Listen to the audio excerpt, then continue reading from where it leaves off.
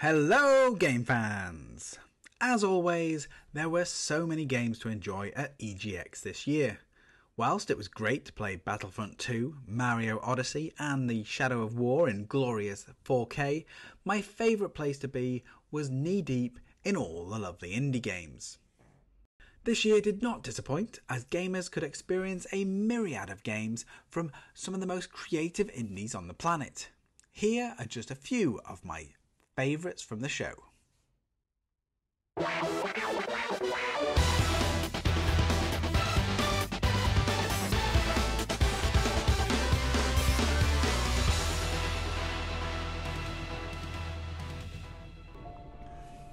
Forgotten Anne.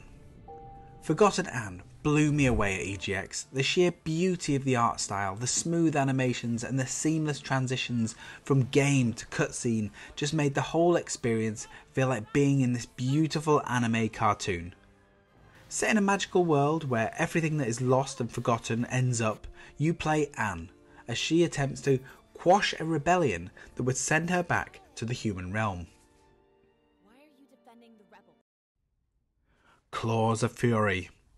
Claws of Fury oozes classic arcade beat-em-up action with a healthy blend of roguelike elements. Choose between 4 fully customizable ninja cats as they punch and claw their way through 50 levels of pure mayhem. Players can hone their ninja cat skills in order to rescue your master from the evil claws of an unknown enemy. The painted art style and colourful characters are the perfect accompaniment for the fast-paced co-op action. Nature's Zombie Apocalypse. The animals are the heroes in this quirky, multiplayer zombie shooter. Elephants with miniguns, sloths with flamethrowers, they're just a few of the crazy combinations available to take on the hordes of the undead. Gaming with your friends has never been so much fun, as you can have 8-player multiplayer co-op set around different locations around London. It looks fantastic, it plays absolutely frantic, and I'm looking forward to playing this again. The Occupation. These stunning visuals were what first drew me to this amazing looking game. But on closer inspection, I became intrigued by the 1980s setting, the non-violent political narrative, and the array of voice talent being used. This very British Bioshock focuses on the story of a whistleblowing journalist as he tackles 4 hours of real-time action.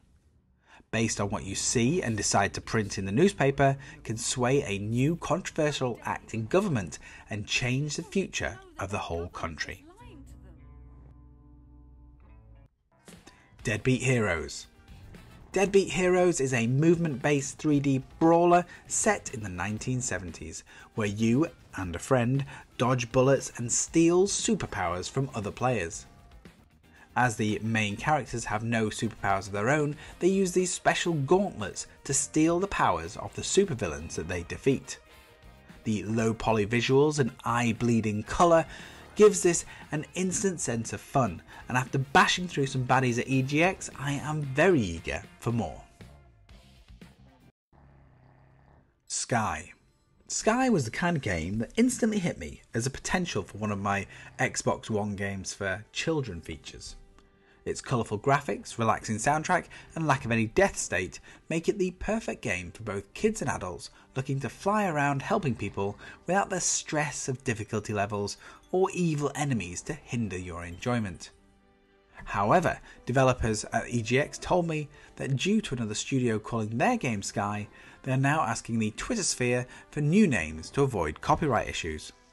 Either way, whatever its name turns out to be, I'm looking forward to playing it and flying around helping people. Raging Justice. Raging Justice oozed retro charm and gave me tingles of nostalgia.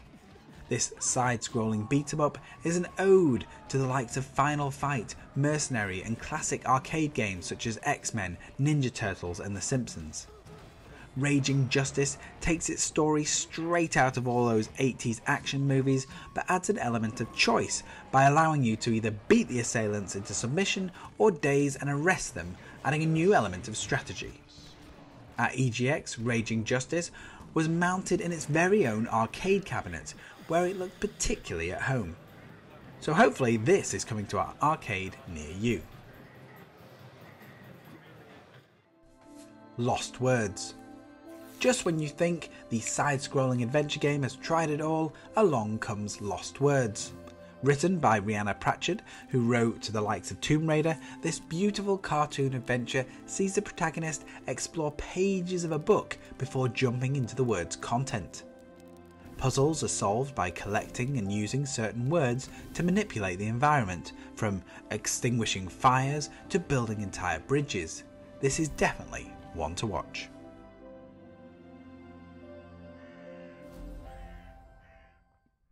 Phantom Halls.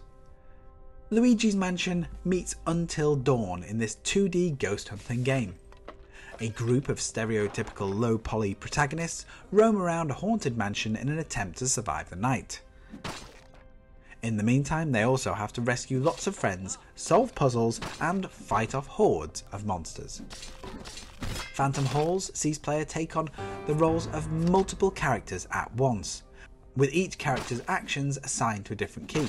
Think of it like real-time Worms, but with the procedurally generated chaos of Spelunky. Figment. Journey into the mind and stop the nightmares in this psychedelic adventure game set deep within the subconscious. The visuals are stunning, blending a hand-drawn art style with the creativity of Salvador Dali. This game oozes charm out of every single pore, from its range of cute animations to the detailed boss characters found in each level. Released on Steam in late September, this game should be arriving on consoles sometime at the end of November. Black and White Bushido. Black and White Bushido is really hard to describe, but I will try my best. Bushido merges stealth action with multiplayer mayhem in a single screen puzzle brawler.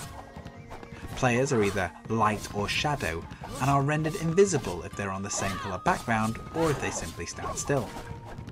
The levels have both light and shadowed areas, and players can either take over their opposing areas by killing players or collecting flags.